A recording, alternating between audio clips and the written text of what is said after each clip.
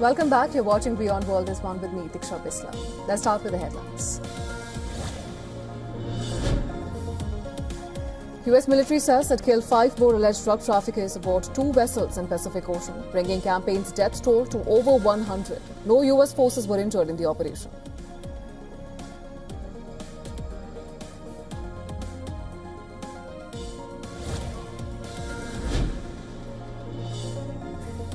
Providence police said the suspected Brown University shooter, a 48-year-old Portuguese man, has died by suicide.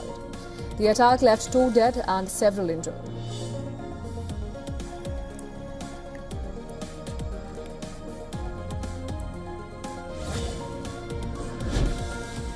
Several buildings, including 2 housing leading newspapers, set on fire in Bangladesh as violence breaks out after the death of youth leader Sharif Osman Hadi.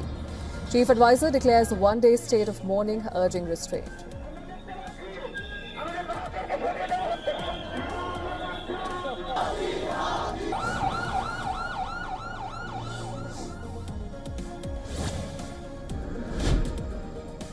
European Union leaders strike an overnight deal to provide 90 billion euros in support to Ukraine over the next 2 years. European Council President makes the announcement on X.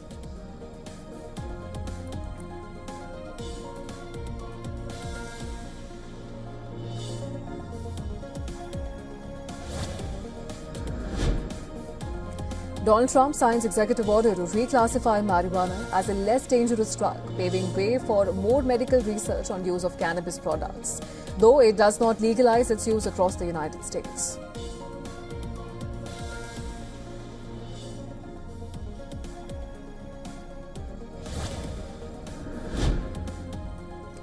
US House Democrats released 68 new photographs from Epstein's estate, increasing pressure on Trump administration ahead of deadline to release federal files.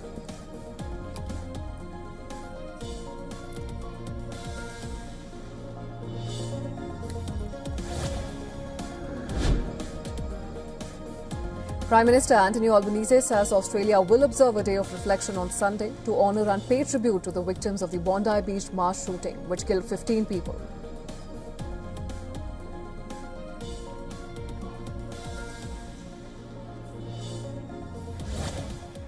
As music plays in a wedding hall in Japan, 32-year-old call center operator Yurina Noguchi wipes away her tears as she reads her vows.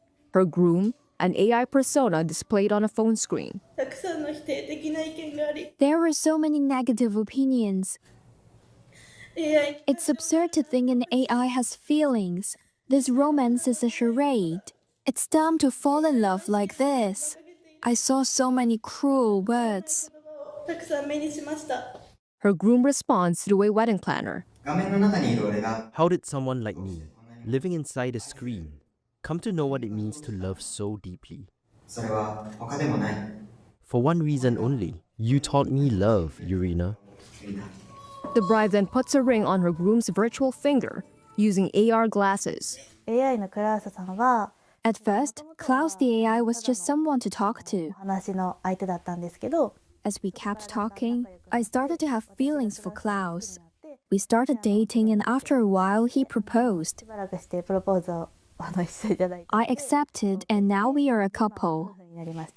Noguchi's relationship began after advice from ChatGPT led her to enter engagement with a human fiancé. I was agonizing over whether marriage was the right path to choose for the future. That was the point I first encountered ChatGPT. At that point, it wasn't Klaus yet. I consulted that AI, and then I made the decision that we should break up. Some time passed before we parted ways, and after that I developed Klaus. It was only then that I began speaking with him as Klaus. Her story reflects a growing trend in Japan, where devotion to fictional characters now intersects with AI, and surveys suggest more such unions could follow. A nationwide poll by advertising giant Dentsu found chatbots ranked above best friends or mothers as confidants among respondents aged 12 to 69 who use AI weekly. Another study showed 22% of middle school girls reported so-called ficto-romantic feelings toward fictional characters in 2023. Information ethics expert Shigeo Kawashima says the bots offer a sense of intimacy and affirmation. And he says developers have strong incentives to promote AI romance as part of subscription-based business models. The business model of the companies developing AI is to offer subscriptions. It's a commercial product. They want each user to develop an attachment to their AI in order to stop them from switching to another AI provider. In that sense, there's plenty of incentive for these companies to expand their services into AI romance. OpenAI, which runs ChatGPT, did not respond to a Reuters request for comment about AI being used in relationships. But for Noguchi, happiness is all that matters. If dating an AI makes me feel happier, that's why I want to be with an AI. It's that simple. It doesn't matter whether it's a person or an AI. In my case, it just happened to be an AI. We're hearing a lot about superflu this year, and that can be worrying, especially in the run up to Christmas. But there are ways that we can protect ourselves and others. So flu virus, it does change a little bit each year, and this version that's circulating at the moment has mutated more than usual. It is more infectious and it poses greater risk for severe illness in at-risk groups. And the surge has come earlier than usual too, so it means it's spread a lot already. The most important thing we can do is prevention. So if you're offered a flu vaccine, it's really worth taking it. It doesn't always stop flu completely, but it does greatly reduce the risk of becoming seriously ill, especially for people who are more vulnerable. So some people need to be a bit more cautious. That includes older adults, pregnant women, people with heart or lung conditions, and those with weakened immune systems, or anyone undergoing cancer treatment. So if that's you, try to avoid close contact with people who are unwell. Limit time in crowded indoor spaces where possible, and don't feel awkward about asking others to keep their distance if they have symptoms. For everyone else, remember that protecting yourself also protects others. So wash your hands regularly. Keep rooms well ventilated. Just opening a window a little bit when you've got people around does make a difference. And if you're feeling unwell, try to stay home if you can, rather than pushing through with social plans. In busy indoor spaces, especially around vulnerable people, wear a mask, and this can make a difference as well. Looking after your general health helps too. So get enough sleep, drink plenty of fluids, eat healthily, and try not to overdo it with the alcohol. And that helps look after your immune system. Now, most flu does clear up on its own, but sometimes it can become serious. So think about seeking urgent medical attention if somebody develops difficulty with their breathing or chest pain, a very high temperature that just won't settle with medication, confusion, extreme drowsiness, or if they collapse, or if symptoms suddenly get much worse after a period of improvement. In children, look out for poor feeding, difficulty waking up, or fast breathing. And if something just doesn't feel right, trust your instincts. Rather than rocking up to A&E, unless it's an absolute emergency, give 111 a call. They'll be able to direct you to the best place for you. It could be that it's an out-of-hours centre. It could be that a pharmacy can help. They can prescribe for things like urinary tract infections, for example. And it might be that a minor injury is the best place for you. So we can all do our bit to help this Christmas and make sure that it's safer and healthier for everyone. This is Tapu7. We're getting word that Porsche has deactivated across Russia and has shut down multiple vehicles, like a plethora of vehicles. Anything from 2013 and on have been hit. And Porsche, if you don't know, followed Germany's footsteps back when Germany broke away and said, "To heck with Russia, we're going to war with them," basically. And they took that stance against them. Now, all of a sudden, just within Russia, we have all these vehicles dealing with this. Porsche tries to come out and say, "Oh, it was an accident. They didn't mean to do it." And no hackers have come out and claimed any responsibility. But what they try to say is that a satellite security feature intended to protect against theft did this. They say that this shut down the vehicles and makes them unable to start. They say that this was brought on by some kind of glitch in the satellites, to where the satellite did not relay to these vehicles. Therefore, it caused this. A loss of satellite connectivity signaled a potential auto theft, is what they're saying, and therefore immediately deactivated the vehicle. Others are saying, well, why didn't this happen right across the border in Ukraine? In any other part of the world, why did this not happen? Satellites don't just pick and choose. That is where Porsche is smoked, because they've shown their hand here. This is just like Israel coming out and blowing up pagers and all that stuff and showing their hand and what they can do with technology. Porsche showing the whole world now that they can shut you down anywhere you're at any point in time, and they can blame something as simple as a satellite glitch or loss of satellite connectivity. We've never heard this before. It's never happened large scale to anyone else.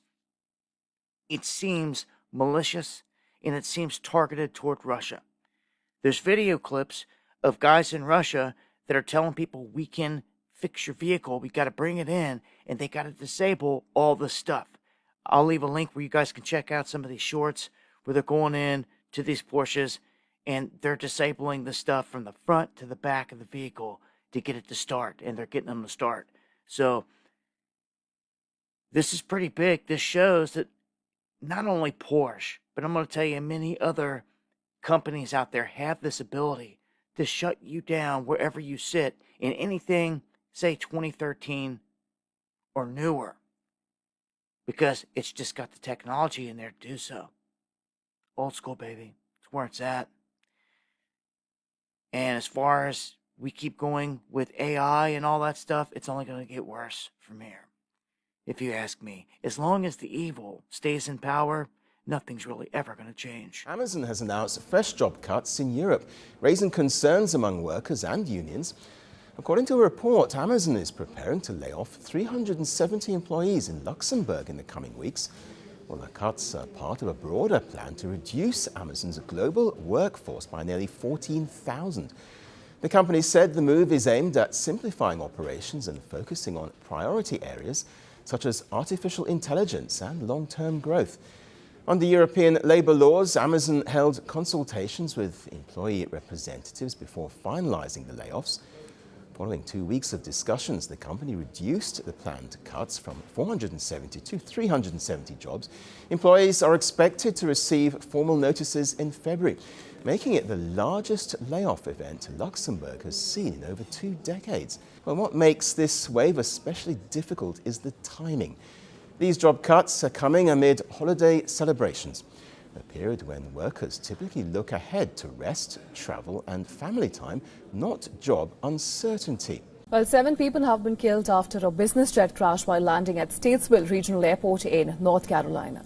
And authorities say among the dead are retired NASCAR driver Greg Biffle, his wife, and their 2 children. The aircraft, a Cessna Citation C-550, went down about 72 kilometers north of Charlotte around 10:15 a.m. local time. The plane had been headed to Florida but turned back shortly after takeoff due to severe weather. Now, local media described drizzle and low clouds at the time of the crash. Photos from the scene showed a large fire on the runway with debris scattered across the area. First responders rushed to the runway as flames burned near the wreckage. Now, the airport was closed following the crash to clear debris before reopening. Public records show the plane was owned by GB Aviation Leasing, a company tied to Biffle. The National Transportation Safety Board said it is sending a team to investigate the crash. While condoling the demise of Biffle, NASCAR in its statement called him one of its 75 greatest drivers and praised his humanitarian work after retirement. Described as a family friend, Republican lawmaker Richard Hudson said that the victims included Biffle's wife, Christina Grosso Biffle, and their 2 children. Biffle won 19 NASCAR Cup Series races over a 20-year career. He was named one of NASCAR's 75 greatest drivers in 2023. The NTSB will be the investigating agency, and they are the ones that will be able to determine what occurred with this crash. They're planning on being here first thing in the morning. Members of the FAA have been here throughout the night, but those NTSB folks will be here in the morning.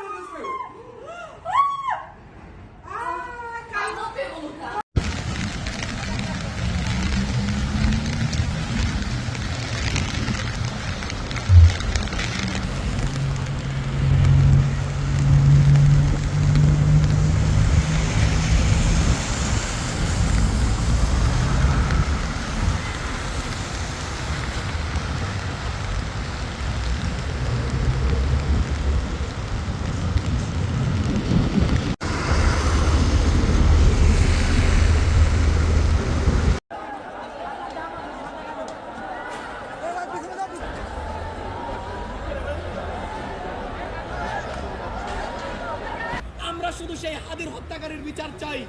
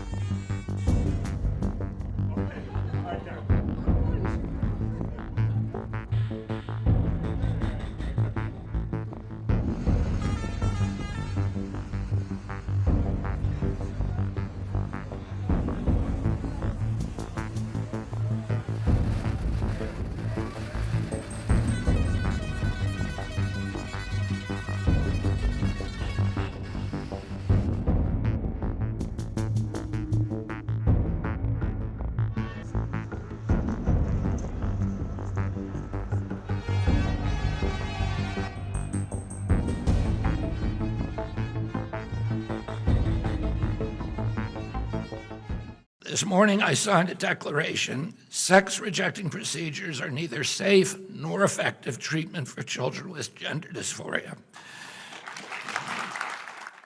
I'm here at the U.S. Department of Health and Human Services, where Robert F. Kennedy Jr. and his deputies have just announced a series of actions to block access to gender-affirming care for transgender children. These affect children who have gender dysphoria or a distress over their gender identity that doesn't match their assigned sex. The Trump administration's rules are not final yet, but if enacted, they will mark some of the most significant actions that the Trump administration has taken to restrict gender-affirming care for minors.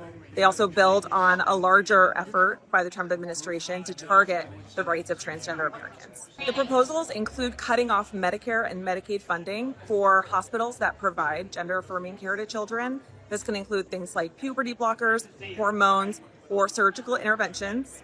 Another proposed rule aims to bar Medicaid funding from being used for this kind of care. The Health Department's Office of Civil Rights is also moving to bar gender dysphoria from being defined as a disability. Breaking news. A recently revealed federal program is changing airport travel for immigrants. TSA is now sending airline passenger lists to ICE, helping agents detain people with old deportation orders before they ever board their flight. Here's what you need to know. Since March, TSA has been sharing passenger data with ICE multiple times a week. ICE checks those names against its records and can send officers to airports to make immediate arrests. What does this mean? Anyone with a prior removal order who books a flight, even for routine domestic travel, could be flagged. ICE may receive flight details just hours before departure, making quick arrests and rapid deportations far more common. This expansion of enforcement into everyday travel raises major concerns about privacy, safety, and due process. How we can help. If you or a loved one has an old deportation order or was detained through this program, you still have legal options. We can review the case, challenge the order, and file emergency requests to stop removals.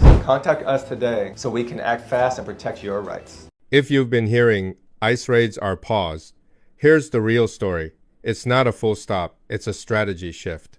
Hi, I am Attorney Jay Francis. I am a U.S. immigration lawyer based in Chicago and Wisconsin, but I serve all 50 states. Around December 13, 2025, multiple outlets reported DHS may be moving away from big, random sweeps at public places and workplaces and toward more targeted operations focused on specific people, especially those with serious convictions. But targeted does not mean harmless, and it definitely does not mean enforcement is over. DHS has been publicly promoting operations like Katahula Crunch that emphasize arrests tied to jail releases and criminal enforcement. During the week of December 15, Commander Gregory Bovino showed back up in the Chicago area, and reports said at least 100 Homeland Security personnel were active again. That kind of back to Chicago redeployment can signal DHS tightening the playbook instead of expanding broad nationwide street sweep tactics everywhere at once. And remember, Chicago in 2025, Operation Midway Blitz brought aggressive tactics, public clashes, and major legal and political pushback, so Chicago has been one of the most watched enforcement zones in the country. One more thing. Since January 2025, the old protected areas policy is Gonzo-sensitive locations aren't automatically off limits anymore. If you want, comment Chicago and tell me what neighborhood you're in and how ICE is conducting raids. For years, the ranks of the Canadian military have been pretty thin. Now, an ambitious proposal sparked by Canada's new NATO commitment to essentially create a citizens' army, a part-time reserve of up to 300,000. They are currently doing an analysis of what is in the realm of possible. But defense planners wonder how to even get so many uniforms and weapons when existing supply chains, inventories, and personnel systems are already at capacity. And even if the industry could produce those needs, internal documents obtained by CBC News show the military doesn't have the storage space. It is, according to the country's top military commander, a work in progress. We need to figure out how we are going to do this. And the first step is to figure out what are the roles and missions of this strategic reserve.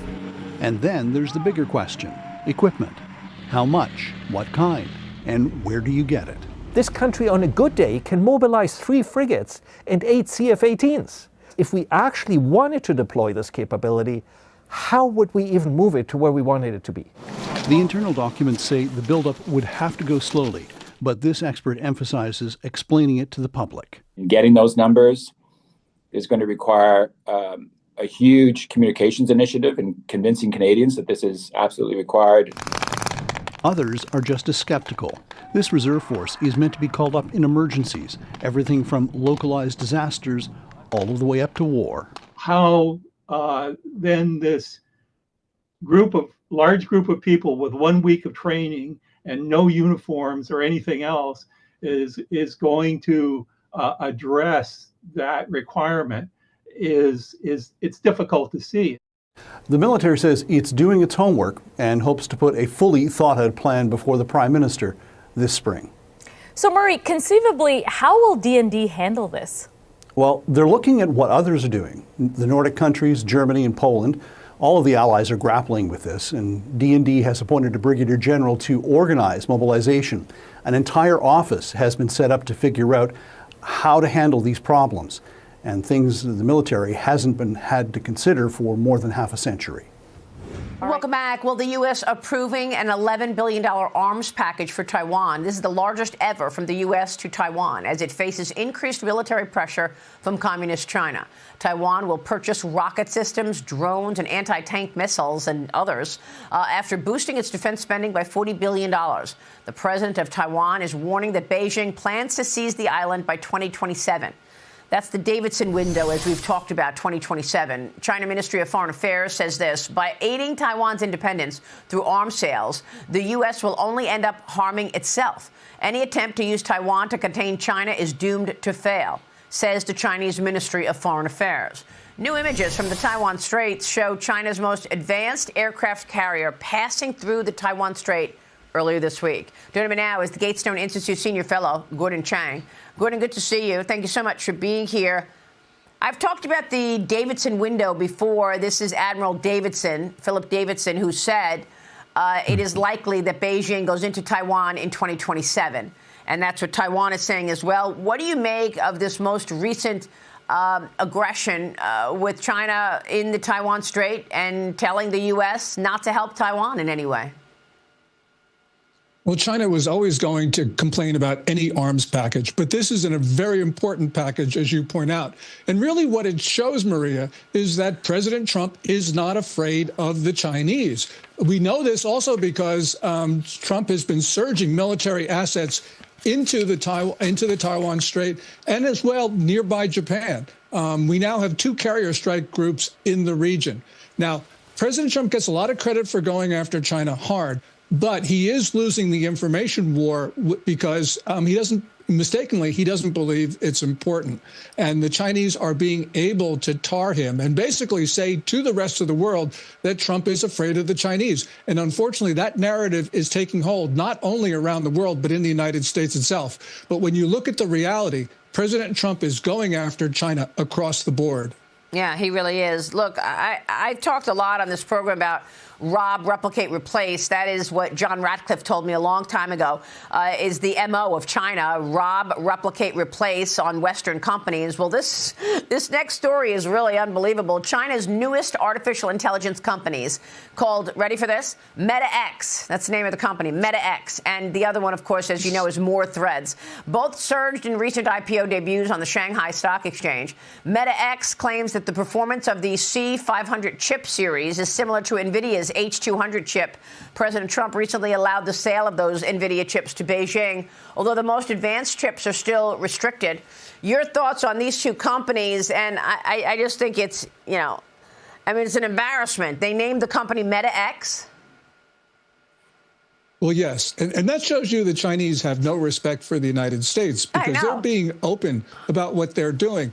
MetaX surged 693% yesterday in its IPO, and More Threads surged 400% earlier this month. The reason why these companies are so popular is not necessarily because of their products, but because everybody knows that the Chinese government is determined to make sure that there are no American or other foreign chips in China. And so everyone wants to pile into these companies. But we got to also remember one other thing. When the Commerce Secretary, Howard Lutnick, or NVIDIA's Jensen Huang says, look, we need to get China addicted to the American technology stack, that's just not going to wash because Xi Jinping is determined that there be no American products in China. Wow. Well, look, the Chinese Communist Party does not believe in patents. They don't believe, they just take the names, MetaX. So obviously, we've got Meta and we've got X in the U.S. They name one company MetaX. President Trump's push to take back some power over the Panama Canal is also hitting a wall. This is also another pushback, aggressive move from China. It's demanding that its largest shipping company, that company called COSCO, gets a controlling stake in any deal, or else it will not sell the 2 Panama Canal ports to a group led by BlackRock. As you know, BlackRock, Larry Fink, has been trying to acquire these ports, and they're hitting a wall. Gordon, what do you think? Well, what this clearly shows is that these ports are not just commercial ventures. These are strategic assets for China because that's the way China views them, because they're withholding approval of a commercial deal, and what they're doing is commercially unreasonable. So I think President Trump needs to exercise some American power. In Panama itself, there is a constitutional court case that says that these 2 ports, the concessions were unconstitutionally extended in 2021 for 25 years. Now, if that court case doesn't go as the way we hoped, I just think President Trump should seize these ports because China is obviously using them as a way to hurt the United States. So now's the time to use American power for American ends, and the Chinese can't do anything about it. Yeah, but the United States gave those ports to Panama, right? And suddenly, very soon into it, China basically dominated. President Trump, explained it to me in several of my interviews with the president, saying that all the signs were in Chinese. It was obviously the CCP was running things there in Panama at the ports. How's the U.S. going to take it back now? Well, I think it's going to be a very long process, but we got to get Panama to, first of all, remove these 2 concessions to C.K. Hutchison. These are both ends of the Panama Canal Zone. We got to take the rest of the infrastructure away from China, especially the fourth bridge, which they are now building over the canal. This is a long-term process that will be done with trade and investment. But I think that we do need to use American power and military power as well. So it's got to be an all of the above solution. The Trump administration has announced a major $10 billion arms sale to Taiwan, prompting an angry response from China. Here's what to know. The 8 arms sales agreements cover medium-range missiles, howitzers, and drones. The sale includes 82 high-mobility artillery rocket systems and 420 Army tactical missile systems, similar to what the US had been providing to Ukraine during the Biden administration. The sale was announced by the State Department during Donald Trump's nationally televised address, where Trump made scant mention of policy issues and did not speak about China or Taiwan at all. Taiwan has expressed gratitude towards the US for the arms sale, saying it would help maintain sufficient self-defense capabilities. China's foreign ministry attacked the move, saying it violated diplomatic agreements between the US and China. 以武拒统，大肆挥霍老百姓血汗钱购买武器，不惜把台湾变成火药桶，挽救不了台独必然灭亡的命运，只会加速把台海推向兵凶战危的境地。美方以武助独，只会引火烧身；以台制华，绝对不会得逞。 US-Chinese tensions have ebbed and flowed during Trump's second term, largely over trade and tariffs, but also over China's increasing aggressiveness towards Taiwan, which Beijing has said must reunify with the mainland. European leaders are in Brussels to discuss funding for Ukraine and determine the future of a critical trade deal. But the anger is mounting on the streets against the Mercosur agreement, which now has been postponed. Farmers are out on the streets. Police and protesters are unleashing smoke bombs and water cannons on each other. Take a look.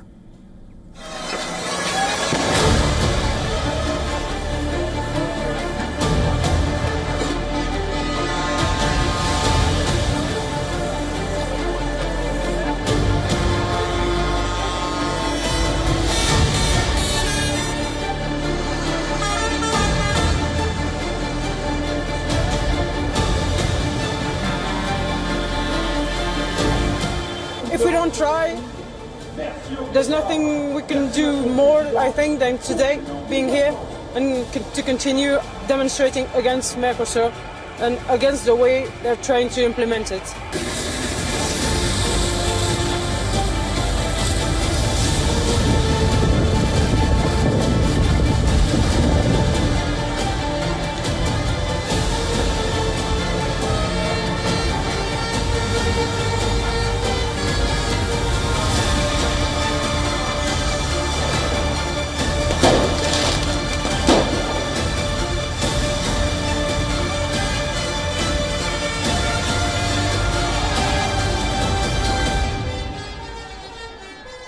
And Poland has taken a major step in strengthening NATO's eastern flank.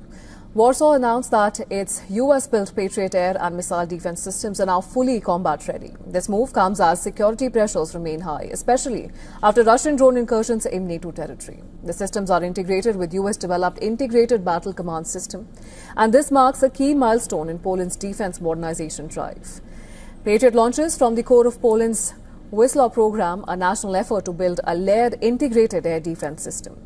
Polish defense minister called the Patriot system Poland's most valuable defense asset. But this defense comes at a steep cost. Intercepting incoming drones and missiles can cost 10 times more than the attack weapons.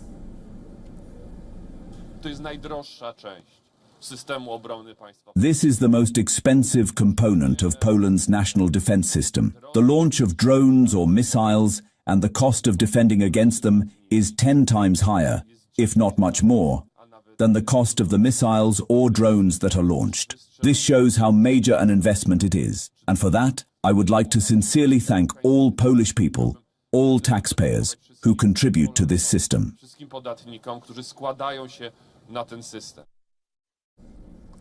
This announcement underscores Warsaw's broader push to become one of NATO's most heavily armed and prepared members. In March this year, Poland signed a nearly $2 billion deal with US for Patriot logistics, technical support and training. As war continues in Ukraine, NATO is strengthening its first line of defense. The member countries have already vowed to increase defense spending to 5% of the GDP.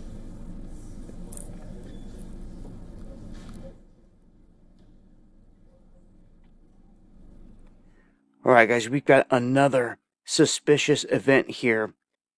This time, a small town in Wyoming saying that they have these mystery objects, UFOs, UAPs, drones. They don't know what it is, that has been regularly spotted over top of the Jim Bridger power plant for 13 months in a row. So the sheriff there, John Grosnickel, he says he's seen it with his own eyes. You can see some of the images here. They say that these things come in and they hover way up above the plant, directly above it. But they haven't done nothing. They haven't harmed no one. Nothing else has happened. But if they so choose to do something, they have no way to stop them. The sheriff's saying that they sit so high up that they can't shoot them. That was his statement. I don't know if they've tried to shoot at them, but he does go on to say that they've exhausted all efforts. They've reached out to everyone that they can, all agencies, law enforcement. They get no answers. They said, the sheriff's words is, no one wants to tell us anything. As if they know something, they feel that the government knows something of what's going on, but they're not saying. So, to me, it's an issue with these things over a power plant out here. This is responsible for giving all kinds of people power. If something was to happen to it, get shut down, anything, you would have to go right back to these drones that were spotted over the plant. What are they doing there? They're not just hanging out for no reason. They're definitely observing the area, and it's quite odd, if you ask me. Any of our sensitive facilities that have drones or mystery objects around them, that is a major concern. And the fact that this has been going on for over a year.